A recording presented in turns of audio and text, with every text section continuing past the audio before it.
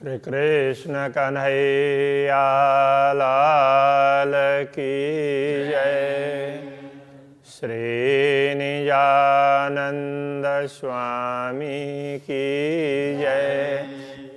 श्री प्राणनाथ प्यारे की जय। बहुविध भेजा कुर्बान तिन में शब अरशुन्यामत खिलवत वाहिदत शुद्ध भई और शुद्ध दई क्यामत और शुद्ध दई क्यामत। श्री कृष्ण कन्हैया लाल की संभवतः कल के प्रसंग में था, पूर्ण ब्रह्म परमात्मा के आदेश नहीं वैदिक परंपरा और कते परंपराओं के अनेक ग्रंथों में लाखों संकेत दिए और वे सब तारतम्य ज्ञान प्राप्त होने पर अभी स्पष्ट हो रहे हैं। तो उसी संदर्भ की बात। तो इस प्रकार बहुत प्रकार से पूर्ण ब्रह्म परमात्मा का संदेश दुनिया में आया और इसी से पता चलता है कि आत्म जागृति का समय और परम धाम के अद्वैत भाव को समझने का, तो वो आत्मा को जागृत करके कैसे परम धाम के अद्वैत भाव को समझ सकते हैं वो पता चलता है। दो हादियों दई साहिदी मिलाए दिए निशान। तो दोनों परंपराओं में भी अनेक गुरुजन हुए। तो दोनों परंपराओं के गुरुजनों ने इस तरह से समझना चाहिए। वैसे मात्र दो की गिनती करते हैं तो यहाँ दो हादियों में इस प्रकार भी कहा जाता है कि एक और रसूल मोहम्मद ने समझाया और दूसरी ओर सतगुरु श्री देवचंद्र जी महाराज ने समझाया। किंतु इतने मात्र से हुक्म में वेद कतेब में लाखों लिखे निशान, तो ये बात स्पष्ट नहीं हो पाती है। तो रसूल से पहले भी अनेक लोगों ने कहा था और सतगुरु देवचंद्र जी महाराज ने तो ये केवल कहा नहीं, उन्होंने तो कुंजी ला करके, चाबी ला करके, ताला खोल करके सारा स्पष्ट कर दिया। जो कते परंपरा में बातें कही जा रही थी, वैदिक परंपरा में बातें कही जा रही थी, उन बातों को लेकर के दोनों समुदायों में भी स्पष्टता नहीं थी। साथ साथ में परस्पर में संघर्ष भी ज्यादा था। तो वो स्पष्टता करना बहुत आवश्यक था। तो सतगुरु श्री देवचंद्र जी महाराज ने ये स्पष्टता कर दी है। इसलिए यहाँ पर दोनों परंपराओं के ये समझना ज्यादा उचित रहेगा। दो हादियों दई साहेदी साक्षियां दी मिलाए दिए निशान, और सारे निशान सब स्पष्ट कर दिए, सारे संकेत इतना सब समझा दिया तारतम्य ज्ञान के माध्यम से। तो भी लज्जत न पाई रूहों ने। तो ब्रह्मात्माओं के लिए कह रहे इतना होने पर भी तुम्हें उनका जिस प्रकार से स्वाद लेना चाहिए था तो वो तुम ले नहीं रहे हो। हाय हाय जो इति भई पहचान, इतनी पहचान होने के बाद में तो तुम्हें तो अक्षरातीत धामधनी के सानिध्य का स्वाद तुरंत लेना चाहिए। हौज जोए की साहेदी,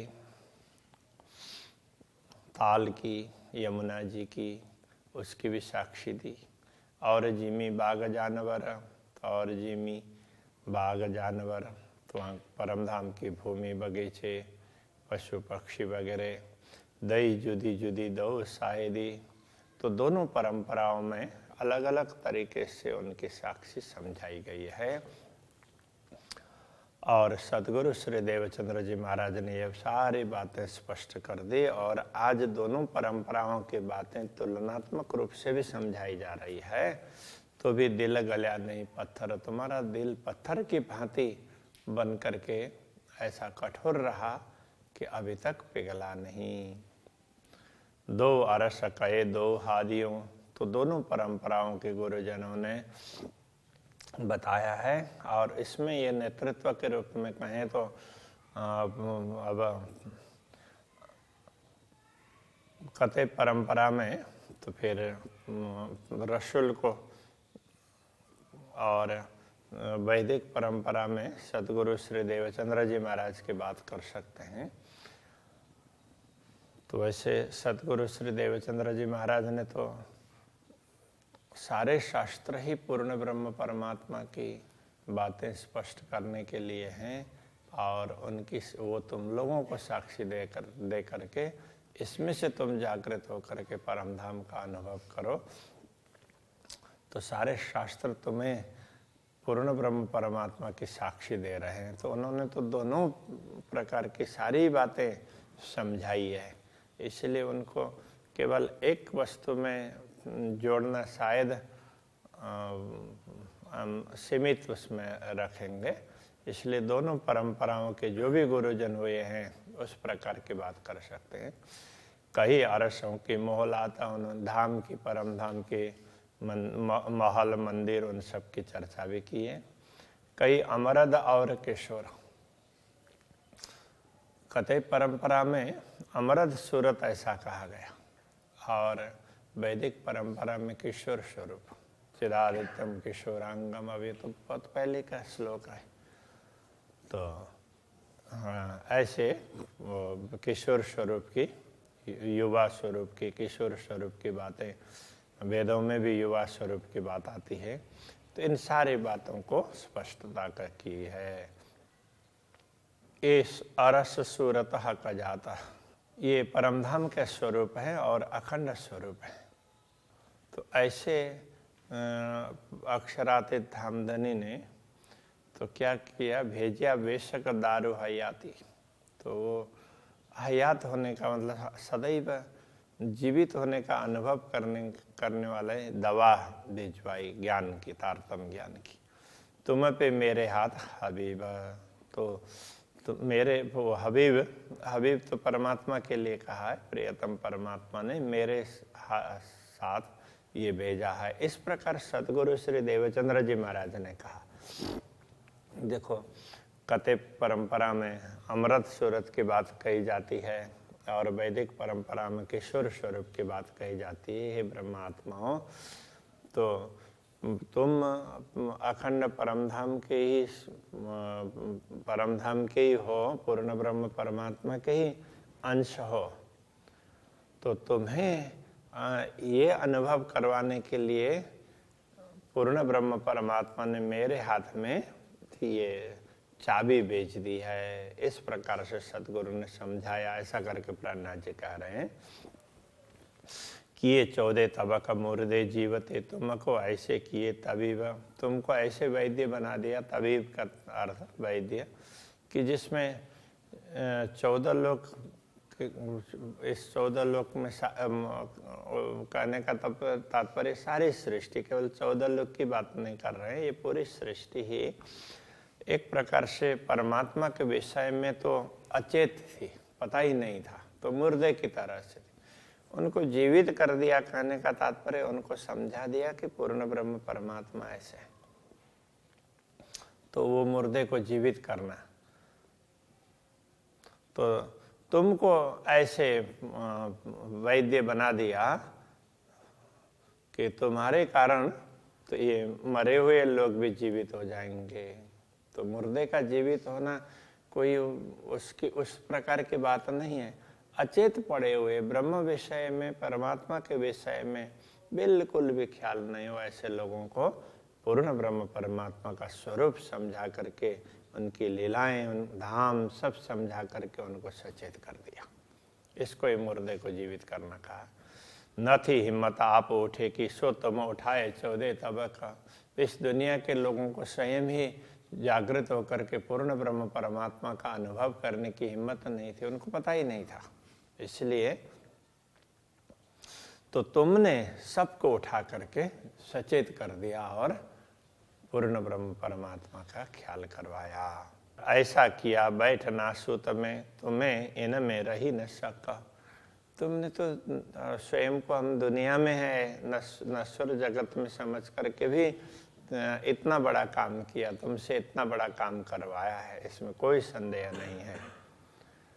ऐसे बेशक होए कि तुम्हें अजून अरस लज्जत, इतना सब होने पर भी ऐसा ज्ञान तुम्हें दिया, तुम्हारे माध्यम से दूसरों को जागृति आ रही है, तो तुम फिर भी अनुभव नहीं कर रहे हो, अभी तक तुम्हें स्वाद नहीं लग रहा है।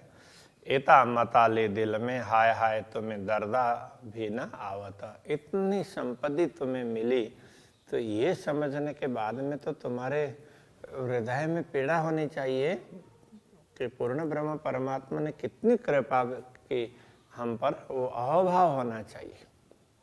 तो वो कुछ ख्याल नहीं आ रहा है। हाय हाय ये देखिया बल जुल्मत का, ये भ्रम का, जुल्मत कहने से माया भ्रम अथवा जो भी ये बताओ, तो उसका ये उसमें ये ताकत है, ये जो भी उसका माया का समझो, मोह का समझो, मोह में इतनी बड़ी शक्ति है कि दिल ऐसा किया सखत, तुम्हारे दिल को इतना कठोर बना दिया, ना तो एक शाख मिलावते अरस अरवा तब ही उड़ता। अन्यथा एक छोटी सी भी साक्षी मिल जाती है ना, तो परमधाम की आत्मा तो अरे ऐसी बात है, तो ये समझ करके तुरंत ही उसको जागृत होना होता है। अब यहाँ तो पूरी परंपराओं के लाखों निशानियाँ बता दी, सब कुछ समझा दिया, और फिर भी तुम्हें पता नहीं चल रहा है। शाबाश तुम्हारी अरवाह को, शाबाश हेड़े सखत, तुम्हारे आत्मा को भी बहुत बहुत साधुवाद, और तुम्हारे हृदय की कठोरता को भी साधुवाद। शाबाश तुम्हारी बेशकी, तुम्हें तारतम्य ज्ञान मिला, ये तो संदेह निवारण करने वाला ज्ञान है। तो इसकी इतना मिलने पर भी तुम्हें संदेह हो रहा है, तो तुम्हारे ज्ञान को भी वो साधुवाद देते हैं। शाबाश तुम्हारे निश्वत, तुम्हारा संबंध तो अक्षरातीत से शाश्वत है, अभी तुम्हें कुछ पता नहीं है, तो उसको लेकर के भी तुम्हें साधुवाद देते हैं। धन धन तुम्हारे ईमान, धन धन तुम्हारे शहूर, तुम्हारा ईमान और तुम्हारे शहूर समझ, तो ये भी धन्य है भाई, तुम्हें कुछ पता नहीं चल रहा है। धन धन तुम्हारी अकलें, भले जागे कर जहूर, तो तुम्हारी बुद्धि भी धन्य है। यहाँ धन्य है कहने का तात्पर्य वो प्रशंसा के अर्थ में नहीं है, ये इसको संस्कृत साहित्य में काकू ऐसा कहा व्यंगात्मक रूप से कि तुम्हारा प्रेम, तुम्हारी समझ, तो बस ये तो वो बहुत बहुत है, इस प्रकार से कह रहे हैं, तो तुम्हें कुछ पता ही नहीं चल रहा है। भले जागे कर जहूर, तारतम्य ज्ञान से जागृत करके प्रकाशित करना चाहिए था, सब कुछ समझाना चाहिए था, और तुम तो कहाँ किस तरह से पड़े हुए हो। अरस बताए दिया तुमको और बताए दई वाहिदत, परमधाम की बात तुम्हें समझा दी, परमधाम के अद्वैत भाव को समझा दिया। सहूर इल्म कुंजी सबदई, तुम्हें समझ भी दी, सहूर का अर्थ समझ, और इल्म ज्ञान, और वो ज्ञान कैसी, वो कुंजी की तरह से, चाबी की तरह से, वो सब तुम्हें दे दिया। बैठा है माए खिलवत, तो परमधाम में बैठे हुए अनुभव करवाया तुम्हें, इतना सब कुछ दिखा दिया। फिर भी एता मता जिन दिया तेना आप देखावत केती बेरा, जब इतनी बड़ी संपत्ति तुम्हें दिया फिर भी तुम्हें पता नहीं चल रहा है, तो वो स्वयं को दिखाने में कितना समय लगाएंगे, तो अपने भी तो दर्शन करवाएंगे ना, तो तुम थोड़ा सा दर्शन करने की लालसा तो रखो। पर तुम्हें राखत दो के दरमियान, न तो क्यों रहे मोह अंधेरा, तो तुम्हें तो दोनों के बीच में रखा, तो बिल्कुल मोह में कंप्लीटली मोहग्रस्त भी नहीं किया, थोड़ा ख्याल करवाया, और कंप्लीटली जागृत भी नहीं किया। तो इस तरह से तुम दोनों के बीच में रह करके कभी तो थोड़ा सा जागृत हो रहे हैं, ऐसा लगता है, और कभी फिर माया मोह में सोए हुए हैं। तो ऐसे थोड़े से जागृत, थोड़े से तो सोए हुए, इस तरह की परिस्थिति में ला करके तुम्हें तुम्हारी अपनी क्षमता दिखाई है। ना तो क्यों रहे मोह अंधेरा, यदि तुम जागृत हो जाओ तो ये मोह अंधेरा क्यों रहेगा, अन्यथा ये तो मिट ही जाएगा ना। तो तुम्हें दोनों के बीच में लटका रखा है। बड़ाई तुम्हारी बकामिनी निपटत ही निहायत, परम धाम की तुम्हारी महिमा इतनी ज्यादा समझा दी, तुम्हें खुदा कर पूजसी ऐसी और न काहू सिपत। और दुनिया के लोग जब मुक्ति स्थल में पहुंचेंगे तो तुम्हें अपने इष्ट समझ करके तुम्हारी पूजा करेंगे। इतनी तुम्हारी महिमा बता दी, ऐसी महिमा किसी की नहीं है। ऐसी हुई ना होशी कबों जो तुमको दई साहेबी, जो तुम्हें प्रभुत्व दिया है तो ऐसी घटना ना कभी हुई है और ना कभी होने वाली है। ए सुधा अजो तुम्हें ना परी, सुधा आगू तुम्हें होएगी। ये सब अभी तुम्हें समझ में नहीं आ रही है। जब परम धाम में जागृत हो जाएंगे तब पता चलेगा कि अरे हम तो कहाँ कहाँ माया मोह में ऐसे फंस गए। तुम खेल में आए वास्ते करे काय मंजी में आसमाना, तुम इस खेल में आए हो इसलिए, इसके लिए तो तुम ये जिमी और आसमान इस खेल के दृश्य को भी अखंड कर दिया। बाकी तो ये माया के खेल को कोई अखंड करते नहीं है। तिन सब के खुदा तुमको किए जिनको अखंड किया, तो उन सब के इष्ट तुम्हें बना दिया। बीच सरवर लाहु तो सुभान, तो जैसे परमधाम के स्वामी हो ना, तो उस तरह से तुम्हें इन बहिष्ठों के मुक्ति स्थलों के स्वामी जैसे बना दिया। सो भी पूजे तुम्हारे अकस को तुम आए असल वतन, तुम परमधाम में जागृत हो जाओगे तो तुम्हारा प्रतिबिंब दुनिया का शरीर है जो तुमने धारण किया था, उसकी वो पूजा करेंगे ऐसे स्वरूप की। तुम्हारे अक्ष का तात्पर्य पर प्रतिबिंब इस तरह से। तीन सब की लज्जत तुम्हें आवश्य, सब तले तुम्हारी इजन। तो जब परमधाम में जागृत हो जाओगे तब तुम्हें इन सब का स्वाद मिलेगा। एक तरफ ये दृश्य देखोगे कि सारे के सारे जीव है दुनिया के, तो वो तुम्हें इतना महत्व दे रहे हैं। दूसरे तरफ तुम ये भी देखोगे कि तुम किस तरह से भोले थे, कुछ भी मत पता नहीं था। तो ये सारा दृश्य तुम्हें जागृत होने पर दिखाई देगा। तो ये बता रहे हैं सब तले तुम्हारे इजन, ये सारे के सारे तो तुम्हारी आज्ञा के अधीन होंगे, ये भी पता चल जाएगा तुमको। ये कह रहे हैं ये सब बातें ले दिल में और दिल को लिखा रस, ये सारी बातें लेकर के तुम्हारे हृदय को भी अक्षरातीत धामधनी ने अपना धाम बना दिए, वो हृदय में बैठे। ये सारा पता चलेगा तुम्हें। विस्त करी तुम कायम ओशिता में, बड़ा तुम्हें जैसा तुम मुक्ति स्थलों को अखंड करोगे तो उसमें तुम्हारी कीर्ति बहुत फैलेगी। तुम दई विस्त बका ब्रह्मांड को तीन में जरा न सका, तुमने पूरे ब्रह्मांड को मुक्ति का सुख दिलाया, तो उसमें कोई संदेह नहीं है कि ये नाबूद से आप से तो भी गुण जरा न देखा हक।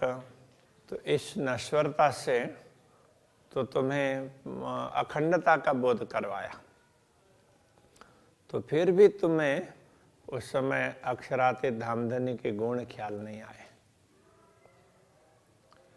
सो तुम्हें याद आवश्य ओ तुम्हें करशी याद, तो अब ये कहते हैं सो तुम्हें याद आवश्य, ये सारी घटनाएं तुम्हें याद आएंगी और वो तुम्हें करशी याद। और ये जो दुनिया की सृष्टि है अखंड होगी तो तुम्हें याद करेंगी। तुम्हें पूजे जिमी बक्कामी ने, तो उस अखंड भूमिका में तो तुम्हें भी तुम्हारी भी पूजा करेंगे। अजो इनका केता लियोगे स्वाद, तो अभी तो इसका ये दुनिया का स्वाद कितना लेना है। और श्री कृष्ण कन्हैया लाल की। अजू इनका केता योगी स्वाद, अजो इनका केता योगी स्वाद, शो तुम्हें याद आवशी, सो तुम्हें याद आवशी, ओ तुम्हें करशी याद, ओ तुम्हें करशी याद, हे पूज्य जिमी बकामिने, तुम्हें पूजे जिमी बकामिने। अजो इनका केता योगी स्वाद, अजो इनका केता लोगे स्वाद, अजो इनका केता योगी स्वाद, अजो इनका केता लोगे स्वाद। कृष्ण